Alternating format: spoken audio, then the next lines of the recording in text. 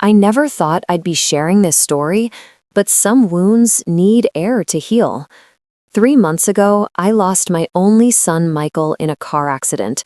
The pain was unbearable, but what came after broke me in ways I couldn't imagine. While I was drowning in grief, my daughter-in-law, Vanessa, a woman I'd welcomed into our family with open arms, emptied our family accounts of $55 million and changed the locks on the home Michael and I had built together.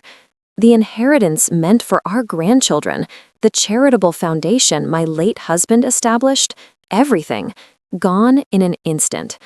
I couldn't even get my son's childhood photographs or the last birthday card he wrote me. But life has a way of revealing people's true colors. Last week, Vanessa was at my door, mascara streaming down her face, begging for my help. What she didn't know was that I'd discovered the truth about her past and the secret she'd been hiding from my son for years. The choice I made that day changed everything. I raised Michael as a single mother after his father, James, passed away when Michael was just 8. James had built a successful tech company in Silicon Valley that revolutionized data security systems. His brilliance laid the foundation for our family's wealth, but I never wanted that to define us. We lived comfortably in our Palo Alto home, but I made sure Michael understood the value of hard work and compassion. Growing up, Michael was my pride and joy, brilliant like his father, but with a gentleness that was all his own. He volunteered at the local shelter every Sunday, tutored underprivileged kids through college, and eventually earned his MBA from Stanford. Unlike many children from wealthy families, Michael never flaunted our money. He drove the same Toyota he'd had since college and lived in a modest apartment until he met Vanessa. I still remember the day he brought her home 5 years ago. She was stunning, former beauty pageant contestant turned pharmaceutical sales rep with a dazzling smile and southern charm that could melt ice. "Mom, she's the one," he whispered to me during dinner. I wanted to believe him, but something felt off. Maybe it was the way her eyes lingered on the art collection James and I had built, or how quickly she steered conversations toward our family foundation. "Where exactly did you say you grew up, Vanessa?" I asked during that first dinner. "Oh, just a small town in Georgia." "Nothing special, not like all this," she replied, gesturing around our home. "My folks were simple people. Dad worked at the paper mill until it closed, and Mom waitressed. They did their best, but there were 7 of us kids sharing 2 bedrooms." I nodded sympathetically, but later that night, I noticed her designer handbag, a limited edition piece that cost more than most waitresses make in 3 months. Despite my reservations, Michael was head over heels. They married within a year, a lavish affair at the Fairmont that Vanessa insisted upon. "It's my only wedding day," she'd said when Michael questioned the expense. I bit my tongue and paid for most of it, wanting my son to be happy. To Michael's credit, he insisted on a prenuptial agreement, something our family attorney had strongly recommended. Vanessa had thrown a fit initially. "Don't you trust me? Is this coming from your mother?" she'd accused. Eventually, she signed, though our lawyer later told me she'd tried to make several last-minute changes that would have essentially nullified key provisions. 2 years into their marriage, they announced they were expecting twins. I was overjoyed. James would have loved being a grandfather. Michael and Vanessa began building a new home, a beautiful property in Woodside with enough space for the growing family. I contributed significantly to the purchase, insisting my name be on the deed alongside theirs. For tax purposes, I explained, though truthfully, something in my gut told me to maintain a legal connection to the property. The twins, Emma and Ethan, were born 3 years ago, perfect little angels with Michael's gentle eyes. I fell in love instantly and rearranged my life to be the devoted grandmother. I'd watch the babies 3 days a week while Vanessa claimed to be working, though I noticed her work lunches often involved shopping bags from Rodeo Drive and fresh manicures. For Michael's 35th birthday last year, I decided to make a grand gesture. I began the process of transferring control of our family foundation to him, $55 million that James had established for charitable causes, particularly supporting education for underprivileged children and medical research for the heart condition that had taken him too soon. Michael had always been passionate about his father's legacy. "You're making a mistake," my sister Clara warned when I told her. "Something's not right with that girl." The way she looks at Michael sometimes when he's not watching, like he's a stepping stone, not a husband. I dismissed Clara's concerns as overprotectiveness. After all, Michael was brilliant like his father. Surely he wouldn't be fooled by a pretty face and practiced charm. What I didn't know then was that Vanessa was harboring a secret, one that would have devastated Michael if he'd discovered it. A secret I would uncover only after tragedy struck, when I found a hidden phone and a separate identity she'd maintained throughout their marriage. It was supposed to be a celebration, Michael's 36th birthday dinner at our family home. I'd spent the day preparing his favorites, slow-roasted prime rib, garlic mashed potatoes, and my special bourbon pecan pie. The twins were excited to give their daddy the handprint art we'd made together that afternoon. Even Clara had flown in from Seattle for the occasion. That morning, Michael had called me, sounding troubled. "Mom, I need to talk to you about something important tonight. It's about Vanessa and some documents I found. Can we speak privately after dinner?" "Of course, sweetheart. Is everything okay?" I asked, my stomach nodding. "I'm not sure yet. Just don't mention anything to Vanessa. I'll explain later." When they arrived that evening, the tension between them was palpable. Michael hugged me tightly, whispering, "Thanks for always being my rock, Mom." Vanessa was immaculately dressed, as always, but her usual effusive greetings were replaced with terse smiles. She spent most of the time before dinner on her phone, stepping outside for what she called work calls. During dinner, Michael tried to maintain a happy facade for the twins, but I noticed he barely touched his food. When Vanessa excused herself to take another call, Clara leaned over to Michael. "Everything all right with you two? The temperature drops 10 degrees whenever she enters the room." Michael sighed, glancing toward the door to ensure Vanessa wasn't returning. "I found something concerning. A separate bank account I didn't know about. Significant transfers to someone in Georgia. When I asked her about it, she exploded, said I was invading her privacy." "Georgia?" I asked, remembering her supposed hometown. "Family, perhaps?" "She claimed her family's all dead, remember? That's why no one attended our wedding from her side." Michael rubbed his temples. "And there's more. I found prescription pads in her bag, different doctors' names. I think she might be—" The door opened and Vanessa returned, cutting our conversation short. She must have sensed we were discussing her because she immediately launched into an animated story about the twins' preschool teacher, effectively changing the subject. After dessert, while Clara helped the twins build a blanket fort in the living room, Vanessa approached me in the kitchen. "Eleanor, I've been meaning to ask, how are the foundation transfers coming along? Michael mentioned there were some final documents." "Yes, we're just waiting on some paperwork from the trust attorneys," I said, carefully placing Michael's cake stand in the dishwasher.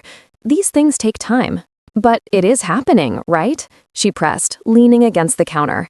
"I mean, Michael's been talking about expanding the foundation's work, and we have some connections who could really help grow its impact." "I'm sure Michael will make wonderful decisions," I replied, diplomatically. It was his father's legacy, after all. Her smile tightened. "Yes, but we're a team now, and with my pharmaceutical background, I have insights into where medical research donations would be most effective." Before I could respond, my phone rang. Michael was calling from the driveway. "Mom, I left some documents in my car. I'm going to grab them now so we can talk," he said. "Hurry back inside. It's starting to rain," I warned. "Be right there." Those were the last words my son ever spoke to me. 20 minutes later, when Michael hadn't returned, I went to check on him. The driveway was empty. Confused, I called his cell, straight to voicemail. That's when Vanessa's phone pinged with an emergency alert. Major accident on Highway 280, multiple vehicles involved. The next few hours were a blur of sirens, hospital corridors, and finally, the gentle voice of a trauma surgeon saying words that shattered my world. "I'm sorry, we did everything we could." Michael had been hit head-on by a drunk driver who crossed the median. He died on impact. In those first devastating hours, I held Vanessa as she wailed dramatically in the hospital waiting room, her makeup somehow still perfect despite the tears. Clara took charge of the twins, shielding them from the worst of the chaos. What none of us knew then was that the police would later find something unusual. Michael's car had been traveling away from my house, not toward it. He hadn't been coming back with documents. He'd been leaving. And in the wreckage, they recovered a partially burned flash drive that would eventually provide answers I wasn't prepared for. The day after we lost Michael, while I was still in shock, Vanessa made her move. I arrived at Michael and Vanessa's home to help with funeral arrangements, only to find the locks changed and a security guard at the gate who informed me that Mrs. Reynolds has instructed that no visitors are permitted, including family members. When I called her, frantic and confused, Vanessa answered coldly, "I'm sorry, Eleanor, but I need space right now. The twins and I are grieving, and your presence is just too much for us to handle." "But they're my grandchildren, and Michael, we need to plan his service together." "I'll handle the arrangements," she replied. "And as for visiting the twins, we'll have to see. I'm their mother, and I need to do what's best for them now." 3 days after Michael's death, before I could even process what was happening, I received a call from our family bank. Vanessa had presented documents I would later discover were forged, and emptied the foundation accounts. $55 million gone. When I tried to access our family home, where Michael and I had lived and where we were building the new house, I discovered she had filed emergency papers, claiming sole ownership based on some technicality in our property arrangement. The locks were changed there, too. In one devastating week, I had lost my son, my grandchildren, and the legacy my husband had built for our family. The funeral was held at St. Mark's Episcopal Church, the same church where I'd baptized Michael, where he'd married Vanessa. I arrived early, clutching the eulogy I'd stayed up all night writing. The church was already filling with Michael's friends, colleagues, and our extended family. Clara stood beside me, her hand firmly gripping mine as we greeted mourners. "She's not here yet," Clara whispered. "Maybe she won't come." "She'll come," I replied. "She'll want everyone to see the grieving widow." And I was right. 10 minutes before the service was scheduled to begin, the back doors opened. Vanessa entered, dressed in an impeccably tailored black dress, dark sunglasses hiding her eyes despite the dimness of the church. The twins walked solemnly beside her, holding her hands. Emma spotted me immediately and broke free, running down the aisle. "Grandma!" she cried, throwing herself into my arms. I clutched her tightly, breathing in her sweet scent. "Emma, come back here right now," Vanessa hissed, striding purposefully down the aisle. She grabbed Emma's arm, pulling her away from me. "Vanessa, please," I whispered, conscious of the eyes watching us. "They're my grandchildren. I haven't seen them in a week." "And you won't be seeing them after today either," she said under her breath. "I've filed for sole custody. Your visitation rights died with Michael." Something in me snapped. Maybe it was the cavalier way she spoke of my son, or the cruel gleam in her eyes as she dangled my grandchildren like prizes she'd won.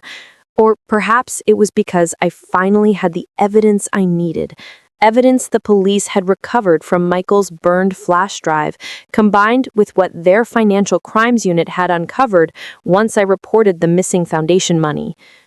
"Why are you doing this?" I asked, my voice carrying in the hushed church. "Wasn't stealing $55 million enough for you? Did you have to take my grandchildren too?" A ripple of shocked murmurs spread through the congregation. Vanessa's face hardened. "Eleanor, this is hardly the time or place. You're clearly not well," she said loudly, pleading to our audience. Grief does terrible things to the mind. I reached into my purse and pulled out a folder. You're right, Vanessa. This is a time for truth. Michael was coming to show me these documents the night he died. Her face paled. What documents? The police recovered a flash drive from Michael's car. It contained quite a collection. Your real birth certificate, showing you're actually Rebecca Louise Miller from Atlanta, not Savannah. Records of your 2 previous marriages, both to wealthy men, both ending when they discovered your fraudulent activities. The DEA investigation into your pharmaceutical sales work. And most damning of all, text messages proving you were stealing prescription medications and selling them. The church had gone completely silent. I could feel Clara beside me, steady as a rock. That's absurd, Vanessa sputtered, but her southern accent had suddenly faded. You're making this up because you can't accept that Michael left everything to me. Michael didn't leave everything to you, I said calmly. That's another lie. The will you presented was forged. The dates were from a weekend Michael and I were in New York together for his college friend's wedding. He couldn't have signed it then. I turned to address the stunned congregation, making sure my voice carried to the back pews where I'd spotted 2 plainclothes detectives I'd been working with. My son discovered what you really were. That's why he was leaving that night, not coming back to my house. He was driving to the police station with evidence. I've spent the past week working with financial crimes detectives and the DEA. They have everything now. Vanessa lunged at me, but 2 ushers stepped forward to restrain her. You bitter old woman, she screamed, her carefully constructed facade crumbling completely. You never thought I was good enough for your precious son. You've been trying to turn him against me from day one. I remained calm, even as my heart raced. No, Vanessa, or should I say Rebecca, I wanted to believe in you for Michael's sake, but you've shown your true self now. The authorities have frozen all accounts. The foundation money will be recovered. And as for my grandchildren, I knelt down to Emma and Ethan's eye level, their little faces confused and frightened. Grandma loves you very much, I said gently, and I promise I'll see you very soon. As if on cue, the detectives approached from the back of the church.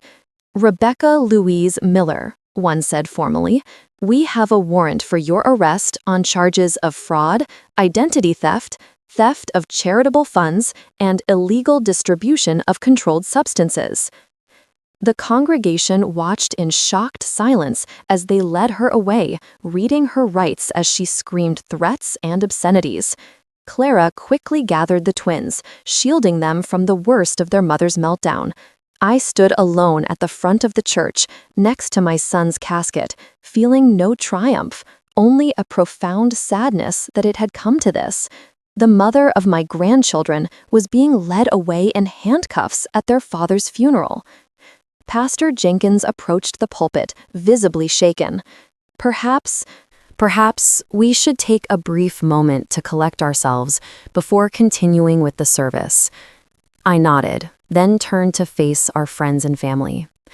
My son Michael was a good man who loved deeply and trusted completely. Today, we honor him by embracing the truth, however painful it may be, because that's what he was trying to do the night he died, bring truth to light. I returned to my seat in the front queue, surrounded by the people who truly loved my son, ready to finally say goodbye. The weeks following the funeral were a blur of legal meetings, court appearances, and endless paperwork. Vanessa, or Rebecca, as her real identity confirmed, was denied bail due to flight risk. The evidence against her was overwhelming. Not just the foundation theft and prescription fraud, but a pattern of similar cons stretching back 15 years. She's what we call a black widow, Detective Garcia explained during one of our meetings. She targets wealthy men, usually isolates them from family, then finds ways to access their money. You're actually the first family member who's managed to stop her before she disappeared with the funds. The twins were temporarily placed in my care while the courts sorted through the mess. Those first nights, they cried for their mother, not understanding why she was gone. Emma would wake up with nightmares, and Ethan became withdrawn, speaking only when necessary. My heart broke for them, these innocent children caught in an adult's web of deception. Clara moved in temporarily to help, her steady presence a godsend during those chaotic days. You know, for all her faults, those kids loved her, she observed one evening as we watched the twins finally playing normally in the backyard. She might have been a con artist, but she was still their mother. I know, I admitted. That's the hardest part. No matter what she did, they'll still miss her. I was determined not to vilify Vanessa in front of the twins, despite everything. They had lost enough already. The most surprising support came from James's older brother, Robert, who I hadn't spoken with in years due to a falling out over the company after James died. He called unexpectedly one evening. "Eleanor, I just heard what happened. That woman tried to contact me last week, asking about selling Michael's shares in the company. I thought it was strange, but I had no idea." His voice broke. "I should have been there for you and Michael all these years. I let pride and old grievances keep me away from my nephew, and now it's too late." That conversation began a healing process between our families that I never expected. Robert became a fixture in our lives, stepping in as a grandfather figure to the twins. He helped navigate the complex legal issues surrounding Michael's stake in the company and worked tirelessly to ensure the foundation funds were fully recovered and secured. 3 months after Michael's death, I received a call from an unknown number. When I answered, the jail operator asked if I would accept a call from Rebecca Miller. Against my better judgment, I agreed. "Eleanor?" Her voice was small, stripped of its southern charm and bravado. "I need your help. My attorney says I'm looking at 15 years minimum, but if you would tell the DA that this was all a misunderstanding, that you authorized those transfers—" "Stop right there," I interrupted. "Why would I do that? You stole from my family's foundation. You lied to my son for years. You tried to keep my grandchildren from me. Because, despite what you think of me, I do love those children," she said, her voice cracking. "And they need their mother. They've already lost their father."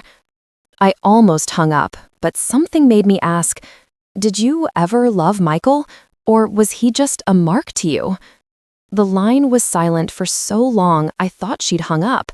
Finally, she whispered, "He was different. He was kind in a way I'd never known before. I did love him, in my way, but I couldn't stop being who I am." That call haunted me for days. I spoke with Clara about it, then Robert, then finally my therapist, who I'd started seeing to help process my grief. "It's not about forgiving her," Dr. Chen said during our session. "It's about what kind of future you want for those children, and what Michael would have wanted." A week later, Rebecca was at my doorstep, not physically, but via video call from her attorney's office where she'd been temporarily transported for our meeting. The woman on my screen barely resembled the polished, confident Vanessa who had captured my son. Her hair was dull, her face makeup-free and haggard. "Thank you for agreeing to talk. I know you have no reason to help me." "I'm not here to help you," I clarified. "I'm here because of Emma and Ethan. They cry for you every night." She looked away, and I saw genuine pain cross her face. "I never meant to hurt them." "But you did hurt them, and Michael, and you were willing to destroy a charitable foundation that helps thousands of children." She nodded, saying nothing. "Here's what I'm prepared to offer," I continued. "I won't advocate for leniency on the financial crimes or the drug charges. Those consequences are yours to bear. But I will ensure the twins can visit you regularly in prison. I'll bring them myself if necessary. And I'll make sure they know that despite your mistakes, you love them." "Why would you do that?" she asked, suspicious even now. "Because they're Michael's children, and because continuing this war between us only hurts them more." What I didn't tell her was that during our investigation, we'd discovered something unexpected, something that changed everything. DNA tests required as part of the custody proceedings revealed that while Emma was indeed Michael's biological daughter, Ethan was not. The timing matched a business trip Michael had taken when they were trying to conceive. Rebecca had been unfaithful, yet another secret she'd kept. I chose to keep this information private, not to protect her, but to protect Ethan, who would always be my grandson regardless of biology. Some secrets, I decided, could remain buried, at least until the children were old enough to understand. The most unexpected development came 6 months after Michael's death. During the continuing investigation, authorities uncovered a separate email account Michael had maintained. In it was a draft message to me, dated the morning of his birthday, the day he died. "Mom," it read, "what I've discovered about Vanessa is worse than I imagined. But before I do anything, I need to tell you something important. Last month, I changed my will. If anything ever happens to me, I've left provisions to ensure the foundation remains protected and the twins are cared for. I've also reinstated the medical research project Dad started, the one for his heart condition. The research team has made a breakthrough that could save lives. I wanted this to be my gift to you, a way to honor Dad's memory. I'll explain everything tonight. Love you always, Michael." Attached to the email was a copy of his updated will, legally executed and witnessed, and documents about the cardiac research project he'd secretly funded. The breakthroughs were real and promising. Trials were already underway for a new device that could detect the condition that had taken James decades earlier. In a final twist of fate, the $55 million that Rebecca had tried to steal wasn't actually the full amount of the foundation. James, always cautious, had established a secondary trust that could only be accessed with specific biometric authentication from a direct blood relative. This second trust, worth nearly $40 million, remained untouched and under my control. With Michael's wishes now clear, I restructured the foundation to focus primarily on the cardiac research he'd prioritized, while maintaining the educational programs that had been its original mission. I established a separate trust for Emma and Ethan that would provide for their education and future, but couldn't be accessed until they were 30, a lesson learned the hard way about the dangers of instant wealth. Rebecca ultimately accepted a plea deal, 12 years with possibility of parole after 8. As promised, I bring the twins to visit her monthly. These visits are difficult for all of us, but I see how their faces light up when they see their mother, and I know it's the right thing to do. Last month, on the anniversary of Michael's death, I received a letter from Rebecca. "I don't expect forgiveness," she wrote, "but I want you to know that I see now what I destroyed. Not just the money or the property, but the family Michael built and loved, the family you built. Thank you for being the grandmother to my children that I never had. They deserve your goodness in their lives." I don't know if I'll ever fully forgive her, but watching Emma and Ethan play in the backyard of our family home, the home I finally reclaimed through the courts, I feel Michael's presence. His kindness lives on in his daughter's smile and in the gentle way Ethan cares for the stray cat that's adopted our family. The Foundation's cardiac research program recently moved to clinical trials. The device they're testing might someday save someone from experiencing the loss I felt when James collapsed at 42. Michael would be proud that something beautiful has emerged from such darkness. As for that house in Woodside that we were building together, I decided to donate it to become a grief counseling center for children who have lost parents. The first families moved in last week. Somehow, it feels like exactly what Michael would have wanted. As I sit here in my garden, watching my grandchildren chase butterflies through the roses James planted decades ago, I realize that family isn't always what we expect. It's built through choices, sometimes painful ones. The $55 million that Rebecca tried to steal has been fully recovered. But the true inheritance I'm passing to my grandchildren isn't measured in dollars. It's resilience. It's truth. It's the capacity to forgive without forgetting. Michael's legacy lives on in ways I never anticipated. The cardiac device his research funded is saving lives, including Robert's, who was diagnosed with the same condition last year and became the program's most passionate advocate. Emma has her father's gentle spirit and brilliant mind. Ethan, though not connected by blood, has Michael's determined chin and unwavering loyalty. They are my heart's continuation. If you've ever faced betrayal or devastating loss, know that the darkness doesn't last forever. There's power in standing your ground, in fighting for what matters, in choosing compassion even when it's the hardest path. Your story isn't over yet. Thank you for listening to mine. If this resonated with you, please like this video and subscribe to hear more stories of resilience and recovery. Remember, it's not the wounds that define us, but how we heal from them.